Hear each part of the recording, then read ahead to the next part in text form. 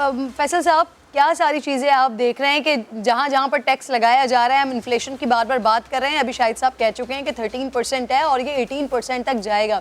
तो आप समझ रहे हैं जो कुछ हमारे सामने अभी तक आ गई हैं चीज़ें, उसको देखते हुए कि हुकूमत मौजूदा वक्त और इसकी ज़रूरियात के ऐन मुताबिक सही मेजर्स ले रही है, या आपको लगता है कि इससे ज़्यादा बेहतर कुछ चीज़ें हो सकती थी?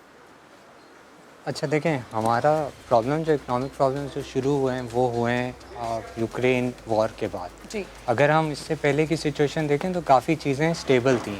फरवरी में IMF प्रोग्राम बहाल हो चुका था और उसके बाद जैसे ही ये वॉर शुरू हुई प्राइसेस दोबारा से एक बढ़ना शुरू हो गई।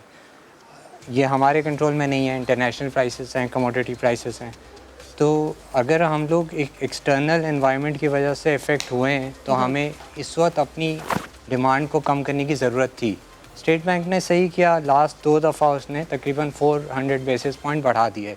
ये डिमांड को कम करेगा और इस डिमांड को कम करने की वजह से जो एक स्पाइरल क्रिएट हो सकता है, यानी कि जैसे ही आप प्राइसेस इंक्रीज़ होती हैं, इन्फ्लेशन होती है, लोग वेज इंक्रीज़ की एक्सपेक्टेशन लगा लेते हैं। सही। अगर ये वेज प्राइस स्पाइरल क्रिएट होता है तो ये इन्फ्लेशन कहीं नहीं रुकती है। इसलिए रोकने के लिए ज़रूरी था कि आप ये मेजर्स लें। तो स्टेट बैंक ने एक बहुत अच्छा मेजर लिया। मेरे ख्याल से बिज़नेस के लिए मुश्किल है, लेकिन ये पाकिस्तान के लिए भी मुश्किल है एट द सेम टाइम, और हमारे क्रिएटेड हालात नहीं है, ये वॉर के एक हालात है। उसकी वजह से जो प्रॉब्लम है उसको ज़ाहिर है हमें सेटल करना है थोड़े अरसे अपनी डिमांड को कम करके। अगर हम इस वक्त भी हाई रहेंगे तो हमारे यही करंट अकाउंट डेफिसिट भी बढ़ेगा, हमारी जो फिस्कल डेफिसिट है वो भी इंक्रीज़ होगा, जो हम नहीं कर सकते। IMF हमें डिसिप्लिन में रखना चाहता है, जो ठीक है मेरे ख्याल से फॉर नाउ ठीक है, लेकिन हमें ये देखना है कि इसका एंड होगा कि नहीं। इसका एंड है हमारी IMF प्रोग्राम रिजम्पशन पे, रिजर्व्स की बिल्टअप पे, जो डॉलर को स्टेबल करे। अगर हमारा रुपी स्टेबल नहीं होगा तो ये इन्फ्लेशन कहीं नहीं रुकेगी। तो हमें इसी फोकस के साथ चलना चाहिए और मेरे ख्याल से डायरेक्शन सही है।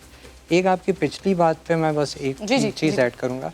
आपने कहा personal income tax. Personal income tax पे देखें, IMF का ख्याल है कि एवरेज पाकिस्तानी की पर कैपिटा इनकम पाकिस्तान में 3.5 लाख है। IMF का ख्याल है कि 3.5 लाख टाइम्स 3 यानी कि तकरीबन 11 लाख रुपए के करीब टैक्सेस नहीं लगने चाहिए।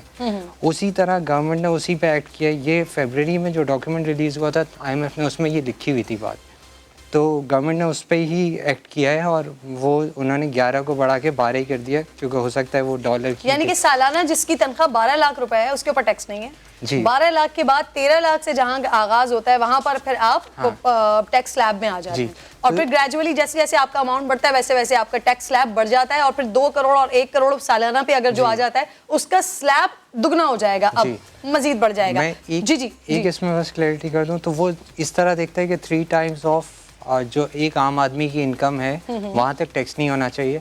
अब ये वहाँ हमारे जहाँ पर स्लैब्स इंक्रीज़ हो रहे हैं, जहाँ मेजर इंक्रीज़ हो रहे हैं, वो 50-60 टाइम्स ऑफ एक एवरेज टैक्सेबल इनकम है, मतलब 3.5 लाख टाइम्स 50 टाइम्स या 60 टाइम्स। वहाँ से जो है अगर आप इसको सादा और आसान लफ्जों में बता देंगे ना तो हमारे सुनने वालों के लिए बड़ी आसानी हो जाएगी कि किस तरह से होगा। मतलब आप जरा ये बता दें। मतलब इस वक्त जो हाईएस्ट सैलरी पे जो टैक्सेबल स्लैब है वो तकरीबन 7 करोड़ की इनकम पे है। इसी को रिड्यूस करके थोड़ा सा पहले लगाया जाएगा अब जो है वो, ठीक है।